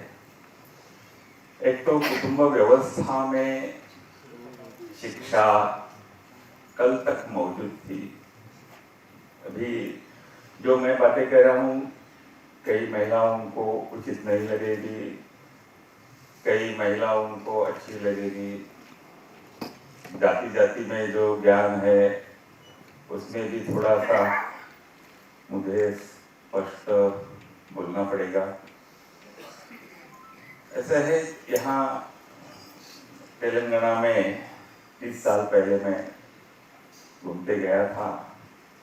वहाँ एक गांव है आदिलाबाद के नज़दीक, इंदरवन, उसमें रामपुर नाम का गांव है। वहाँ इंद्रजीत हिंदू उई के गोंड समाज का है, वो रहता है। और 30-40 कुटुंब वहाँ उस बेड़े में, पाड़े में, गांव में रहते थे। सभी गोंड समाज के थे। और वो काम ये करते थे कि पीतल से अच्छे वस्तु बनाना, कास्टिंग का काम करते थे। और कास्टिंग करते करते वो आश्चर्य की बात मुझे भी लगी तभी, एकदम छोटी 5 उम्र की लड़की भी कास्टिंग में सहभागी थी। 5 से 80-90 तक की महिलाएं सभी कला कौशल्य जानती थी।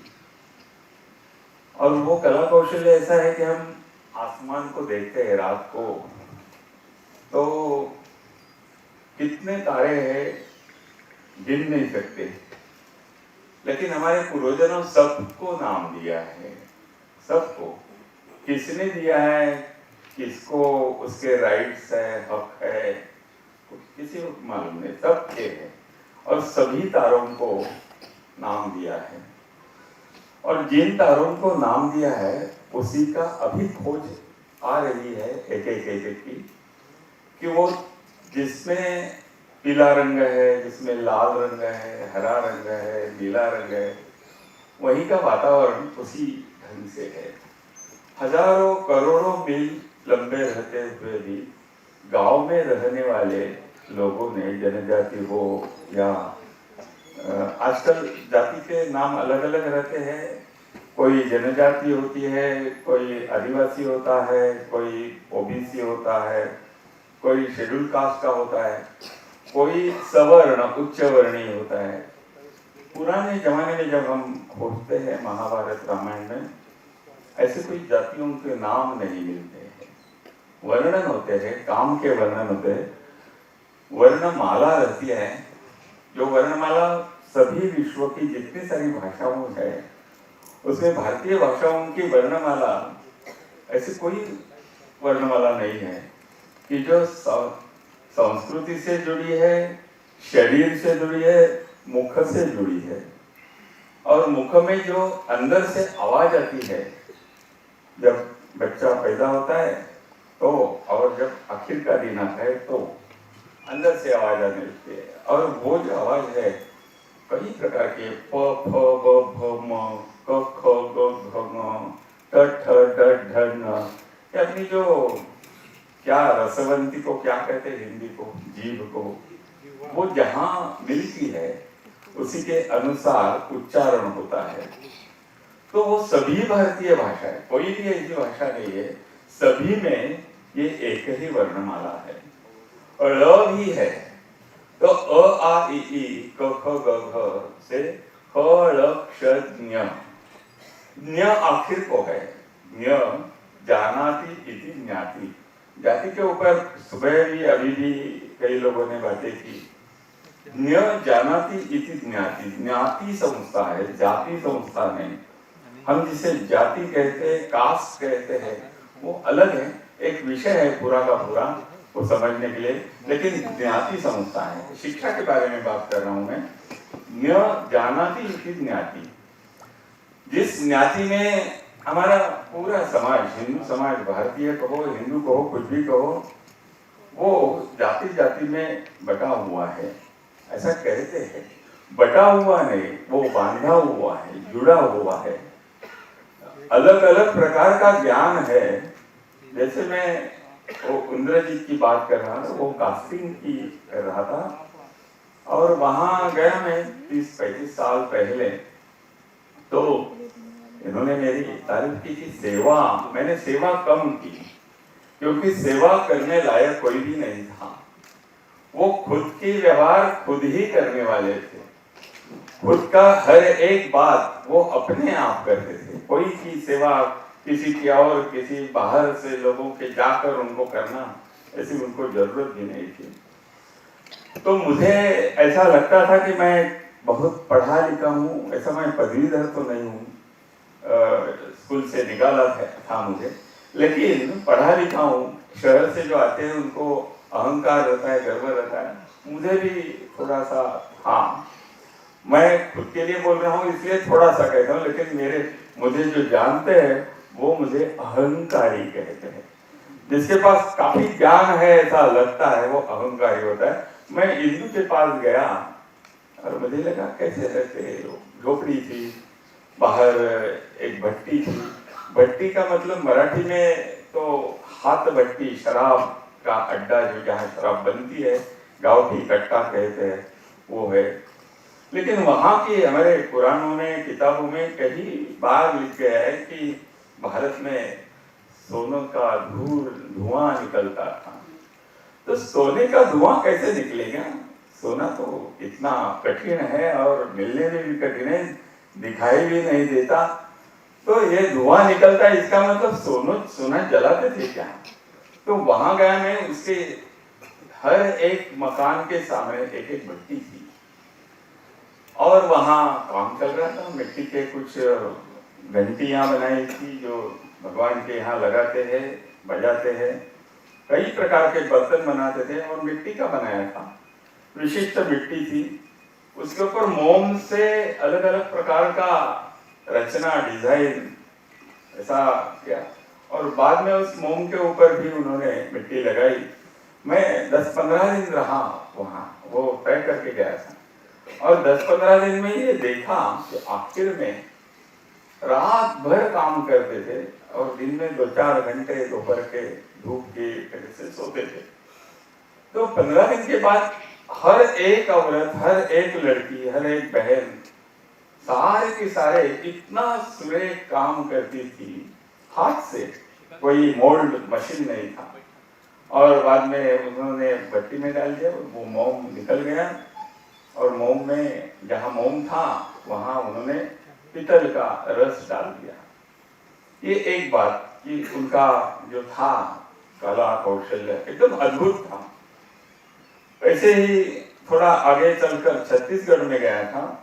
वहाँ तो कई बार जाने के बाद मुझे पता लगा कि वहाँ हमारे एक कार्यकर्ता थे, एक कल्याण आश्रम की सुखदा नाम की जिला संगठन मंत्री थी और पूरा एक एक गांव था, कुम्हारपाड़ा, लोहारपाड़ा, जिलई पाड़ा, ऐसे पाड़े थे।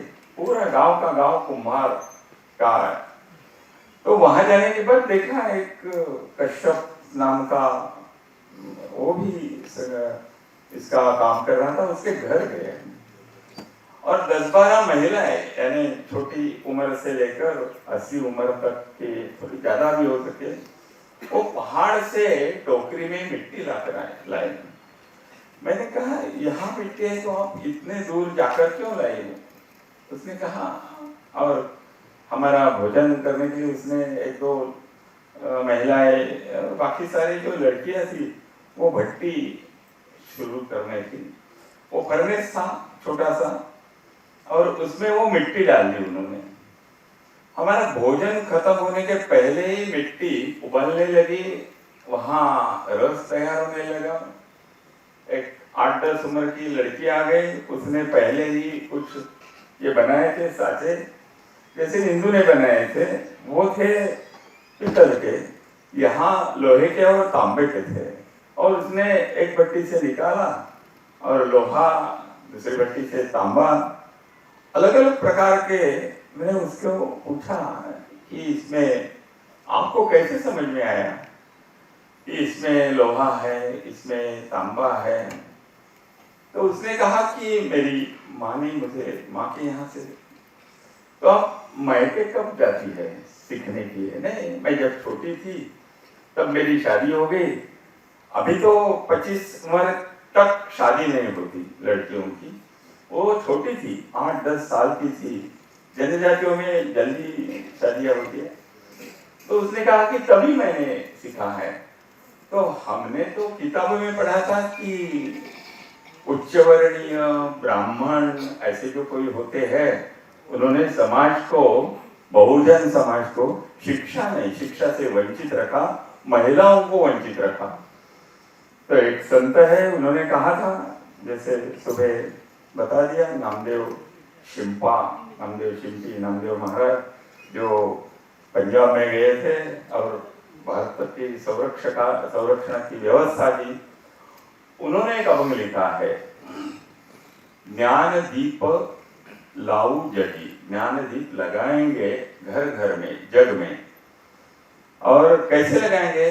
नाचू, नर्तन करेंगे, कीर्तना से लगी, कीर्तन करके, यानी कथा सुनाते सुनाते नाचेंगे, गाएंगे और कथा सुनाएंगे और ज्ञान दीप लगाएंगे। तो शिक्षा और नृत्य, गायन, वादन और काम, जो हमारे भगवान सारे देखेंगे तो भगवान तो कमर के नीचे ही उनकी धोती रहती है, थोड़ी रेशम की रहेगी, लेकिन धोती है। बाकी ऊपर तो उगड़े है, कोई भी कपड़ा नहीं है। ये तो एकदम बुरा लगता है, किसी के ऊपर कोई कपड़ा नहीं है। लेकिन पूरे भारत में कहाँ भी जाओ, किसान से लेकर लोहार, गाड़िया लोहार, चर्मकार, कोई भी, वो देखेंगे कुम्हार, तो ऊपर कपड़ा नहीं रहता है। तो भगवान से जुड़ा हुआ उनका जीवन है, लोक जीवन। लोकनाथ कहते हैं भगवान शिव को, लोकनायक कहते हैं भगवान हनुमान को। तो ये लोक शब्द है, वेदों से आया है। लेकिन आजकल लोक शब्द जिसे कहते हैं, वो मार्क्सिस्ट जो है, वो लोक शब्द का अधिक उपयोग करते हैं। तो लोगों के साथ रहने वाला जो श्रमिक है, श्रम करने वाला है, वो श्रम करते करते, वो उनके जो है हिंदू, वो काम करते करते वो सभी के सभी गाना गाते थे। वो मोम का जो है धागा ऐसा निकालते थे और लगाते थे और गाते थे। राम का भजन है, कृष्ण का भजन है, शिवजी का है और कई प्रकार का, उनकी गोल्ड भाषा है। उसी में हर एक जगह, जब छत्तीसगढ़ में गए वहां भी काम करते करते सभी गाते थे। हमारे महाराष्ट्र में तो आजकल नहीं रहा है काम करते, क्योंकि टाटा है, बिरला है, कई कारखाने हैं। कारखाने में जितने जाते हैं वहां मशीन के साथ कोई गाना नहीं गाता। हमारे कहावत है कि चक्की पे बैठते हैं, पीसते हैं, तो वो भी अपने आप आने लगती है। पानी खेती को देते हैं तो भजन अपने आप आने लगता है। माँ की याद आती है तो कहानी और गाने से याद आती है। तो शिक्षा स्कूल में जाकर पढ़ने की शिक्षा यहाँ नहीं थी, ऐसा लगता है। लेकिन 12वीं शताब्दी में नालंदा और तक्षशिला जैसे 100 से ज्यादा विश्वविद्यालय खत्म हो गए, इस्लामी आ गए और उन्होंने खत्म कर दिए। उसके साथ साथ मंदिरें तोड़ दी। मंदिरें तोड़ने के साथ साथ जहाँ वहाँ जो प्रमुख थे, आचार्य थे, शिक्षक थे, गुरुजन थे, उनकी भी हत्या हो गई और अंधकार युग आ गया। शिक्षा में देखेंगे तो ये अंधकार युग पिछले 1200 साल में ज्यादा है। तो स्कूल नहीं, पाठशालाएं नहीं, विश्वविद्यालय नहीं, तो भी पूरे भारत भर में ज्ञानेश्वर मौली के बारे में कहते हैं, नामदेव महाराज ने कहा है कि 56 भाषाओं का उद्धार किया उन्होंने। यानी प्राकृत में, संस्कृत से प्राकृत में ज्ञानेश्वरी लिखी तो सबको प्रेरणा मिली और 56 भाषा यानी 56 जाति जनजाति की भाषाओं में वो ज्ञानेश्वरी जैसे भगवान, वेद, उपनिषद, वो सारा आने लगा। तो तो पूरे भारत में देखेंगे हर एक जाति, सोनार है, कुम्हार है, लोहार है, शिल्पी है, दर्जी यानी कपड़े बनाने वाला, बुनाई करने वाला है, हर एक जाति में संत पैदा हो गए। किसी स्कूल में नहीं गए, पाठशाला में नहीं गए, तो भी उनको उपनिषदों का, भगवत गीता का ज्ञान कहाँ से आ गया? मैं थोड़ा थोड़ा ये करके आगे जा रहा हूँ। ये सोचने की बात है कि ऐसा है पूरे भारत में। अंग्रेज आने के पहले इस्लाम मौजूद था, तो भी हर एक जाति में संत पैदा हो गए और उन्होंने कई करोड़ अभंग ओवी ग्रंथ रचना की पूरे भारत भर में। मैंने लिख के रखा है 10 करोड़ तक जाते हैं, सभी संतों का इकट्ठा किया तो ओवियों की संख्या। उसमें क्या है? उपनिषद का है, ईशावास्यम इदम सर्वम यत्किंच जगताम जगत तेन त्यक्तेन भुंजिता मागृत कस्य चिंतनम। पूरा जीवन का तत्व, ये ईशावास्य उपनिषद का शोध हमारे सत्येंद्रनाथ बोस ने भी कहा कि बोसॉन थियरी, और उसका अभी 15 साल पहले जो बिग बैंग हो गया और उसमें से एक नया खोज निकली, वो सत्येंद्रनाथ बोस ने जो की थी कि हर एक अणु परमाणु में जो 3 बिंदु रहते हैं, 3 कण रहते हैं, वो घूमते रहते हैं, चर और अचर। देखने में अचर है, देखने में चर है, लेकिन सभी में भगवान है। ये उन्होंने विज्ञान की दृष्टि से सिद्ध किया और उनका शोध खोज जो है उसका प्रमाण अभी अभी मिल गया। उन्होंने कहा कि ये गॉड्स पार्टिकल है। उन्होंने कहा ये जो भगवान का खोज लगा, गॉड्स का कोई पार्टिकल नहीं था। जो ओम पूर्णमित माय ये श्लोक है, गॉड से कुछ भी निकालो वो पूरा ही रहता है, निकाला हुआ भी पूरा है, तो पूर्ण है। गॉड को ये आधा अधूरा आधा, तो ये सारे हिंदू के यहाँ और वो जनजाति में वो भी माड़िया की थी। और उन्होंने कहा कि मैंने कहा ये कहाँ से सीखा? माता के यहाँ सीखा। कब माता के यहाँ रहते? वो 10 साल तक मैं माता के यहाँ रहती थी, तभी मैंने सीखा। 80 उम्र की जो है, आज हम देखते हैं जो एसएससी पास होता है, एमए पास होता है, उसको पूछेगा कि आपको एमए में क्या चाहिए था, तो कौन सी कहानियां थी, कुछ भी मालूम नहीं रहता, कुछ भी ध्यान में नहीं रहता। जो पढ़ा लिखा है वो परीक्षा के लिए पढ़ा है, बाद में छोड़ देते थे।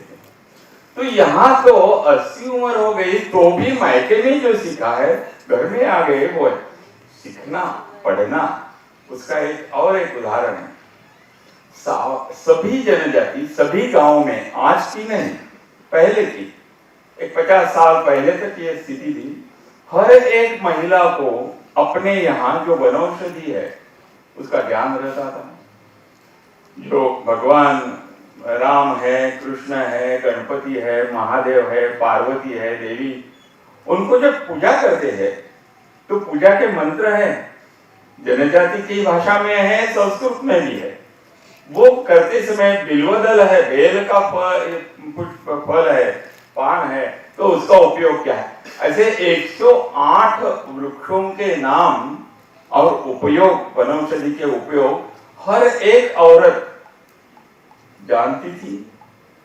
और जब ये स्कूल आ गया, जनजाति में ज्ञान है, तो ये इतना सारा ज्ञान होते हुए भी हम कहते हैं कि वो अनपढ़ है।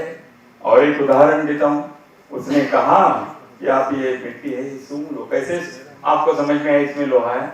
उसने कहा सूंघ लो। अभी सूंघना है तो गंध नहीं आता है। क्यों नहीं आता है? हेयर ऑयल का एक अलग गंध रहता है।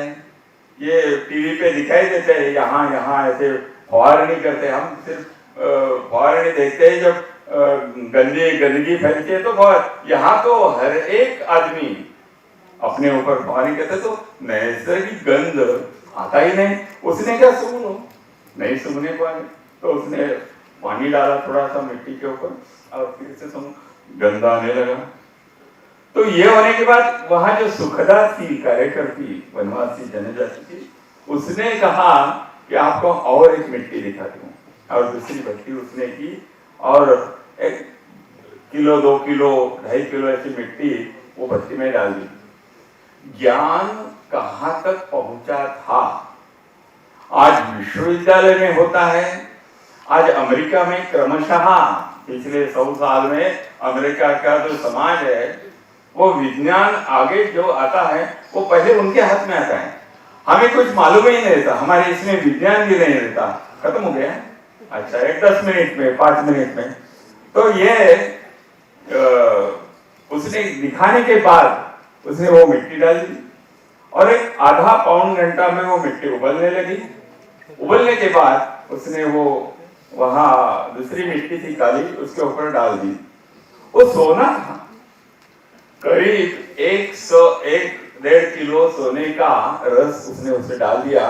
एक आधा घंटे में वो इतना बड़ा सोना मेरे हाथ में दिया। बोले ये सोना है। तो इतना ज्ञान महिलाओं के पास था, जनजाति की महिलाओं के पास था। वो पिछड़ी है यार।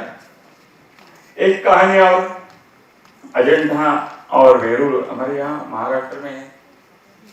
वहां जब मैं एक लड़के को यंगरवाड़ी जो ये था उसमें से एक लड़के को लेके गया था, सहल लेके गए थे। 40-50 लड़के लड़कियां थी, एक लड़का था 5-6 साल का, पहली बार स्कूल में है। उसके घर में कोई भी स्कूल में नहीं गया था। वो वडार समाज के पाथर भट्ट मूर्ति बनाता है। तो अंदर गया, वेरूल का जो कैलाश लेने अंदर गया, फिर बाहर आया, फिर अंदर गया, फिर बाहर आया। मुझे पूछा उसने, ये काका ये किसने बनाया होगा, किसने तैयार किया होगा? मैं ढूंढने लगा। अभी किसी को पूछते हैं ये कहाँ से है, कहाँ है, हम ढूंढते कहाँ, हम जो पढ़ाई की है किताबों में उसमें ढूंढने लगते हैं कि ये कौन सी शताब्दी में है, किस राजा ने बनाया है, कौन सी जन। वो मैं ढूंढते ढूंढते ढूंढते थोड़ा सा 1-2 मिनट में 5वीं कक्षा में 8वीं कक्षा में 10वीं में कहाँ मैंने सुना था कि अजंता वेरूल किसी ने बनवाया है। उसने उत्तर दिया शायद हमारे लोगों ने ये बनाया है। मैंने कहा है तुम्हारे लोगों ने? मतलब ब्राह्मण के पास तो छन्नी हथौड़ी नहीं रहती, हर एक के पास कुछ ना कुछ औजार है, कुछ ना कुछ कला है। हमारे पास छन्नी हथौड़ी रहते, हम ये पत्थर का काम करते हैं। ज्ञ जानाति इति ज्ञाति। जाति प्रथा, पूजनीय डॉक्टर बाबा साहेब अम्बेडकर ने भी कहा कि वो जो जाति नहीं वो कभी भी जाएगी नहीं, इसे कहते हैं जात। लेकिन ये ज्ञाति है। उसके पास जो ज्ञान था उसने कहा कि ये हमारे लोगों ने। उसकी माँ ने, दादी माँ ने एक कमरे को एक करदोटा लगाया था और एक कैंची थी, एक छोटी सी थैली, उसमें कुछ था, वो निकाला उसने और मुझे दिखाया। वो था लंबक जैसा था, गुणा और वड़म्बा कहते हैं, वड़म्बा। और वो लगाकर उसने पूरी अजंठा और वेरूल की लेनियों के ज्ञान दिया। 6-7 का उम्र का लड़का इतना ज्ञान कहाँ से आया? पहली बार यंगरवाड़ी में है।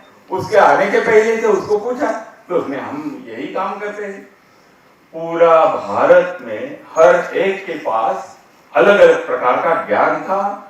शिल्पी लेंगे तो ये ज्ञान है, वडार ऐसे पत्थर के काम करने वाले लेंगे तो उसमें ज्योमेट्री है, भूमिति है, त्रिमिति है, त्रिकोणमिति है, सारे के सारा ज्ञान वो महिलाओं के रहते। वो पाटा और वनवंटा क्या कहते हैं हिंदी में, मुझे चटनी करते हैं या वो जो है उसकी कोई सिखा पढ़ाई लिखाई औरत नहीं रहती, वो बनाती रहती। और वो भूमिति है, ज्योमेट्री है, वो कहाँ से आई? तो हमें ऐसा ध्यान में थे, दिल्ली में कुतुब मीनार है, उसके सामने एक लोहे का खंभा है, किसने बनाया है? वो वॉरेन हेस्टिंग था। वो पूरा का पूरा निकाल कर लेके जाने वाला था, निकल नहीं देता, 30 फुट ऊपर का था। 3 लोगों ने उसको समेट लिया तो भी हाथ में नहीं आता है। तो इतना बड़ा ये फर्नेस कहाँ, ये मिट्टी कहाँ से लिया, इसका डिजाइन कहाँ? अजंठा और वेरूल जैसे पूरे भारत भर में कई गुफाएं हैं। विष्णु श्रीधर वाकणकर जी ने भीमबेटका में जो संशोधन किया, 40,000 साल पहले का, 35,000 साल पहले का, 30,000 साल पहले का, 3,500 साल पहले हर एक गुफा में कई प्रकार के चित्र है।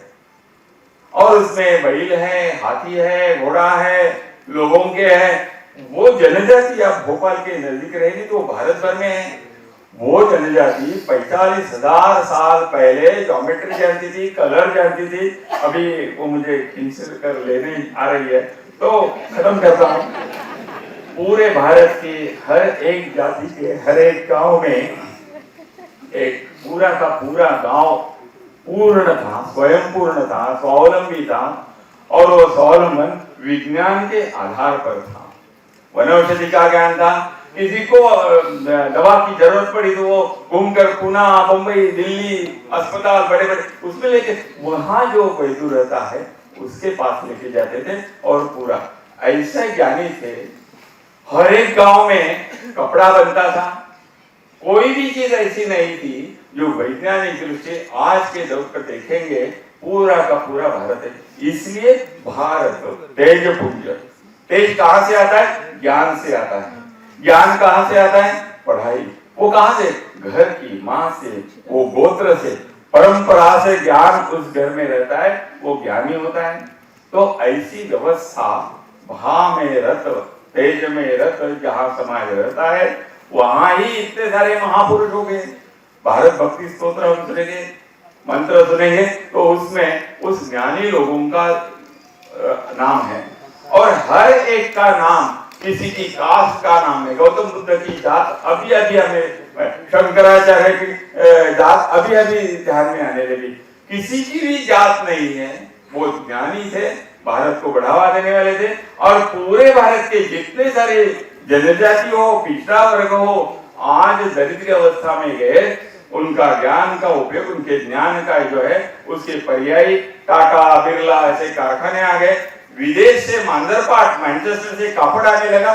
यहाँ के सारे कलाकार, कारागिर सब के सब खत्म हो गए।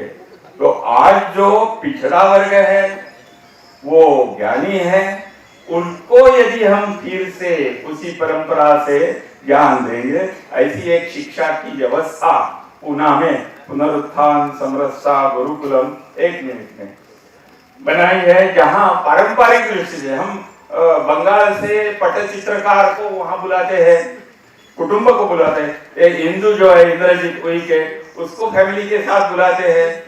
पत्थर से मूर्ति करने वाले वहां आते, 1-1 महीना 2-2 महीने रहते और सभी बच्चों को सिखाते हैं।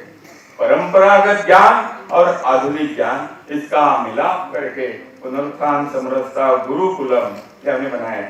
इसका विषय ऐसा है कि चित्रकार में बोलेंगे तो अजेंडा में 2-3 दिन बोलने जैसा है, धातु के बारे में बोलेंगे तो 2-4 घंटे लगेंगे। तो ये संक्षेप में आपके सामने रखा है। धन्यवाद।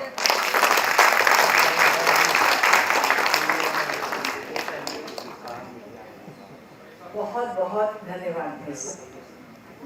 अभी गिरीश प्रभु जी ने हमें बताया कि किस प्रकार से भारत में कण कण में मणियां बिखरी हुई हैं और ज्ञान बिखरा हुआ है। आवश्यकता है कि हम लोग इसको देखें, पढ़ें, समझें और आने वाली पीढ़ी को इस ज्ञान को आगे दें। 75 साल हो गए हैं, संघर्ष जारी है, पर आशा ही नहीं, विश्वास है कि आने वाली सदी भारत की है। चुनौतियां आएंगी, पर चुनौती सबसे बड़ी यही है कि जो भारत के विकास की कहानी है, ये इंडिया से भारत बनने की कहानी है। तो हम सब इस और अग्रसर रहेंगे। असफलता आएगी, कोई बात नहीं, कि असफलता एक चुनौती है, स्वीकार करो। क्या कमी रह गई देखो और सुधार करो। जब तक न सफल हो नींद चैन को त्यागो तुम, संघर्ष का मैदान छोड़ मत भागो तुम। कुछ किए बिना ही जय जयकार नहीं होती, हम सब कोशिश करने वालों की कभी हार नहीं। बहुत बहुत धन्यवाद हमारे सभी वक्ताओं का, बहुत बहुत मन से धन्यवाद। आप सभी का धन्यवाद।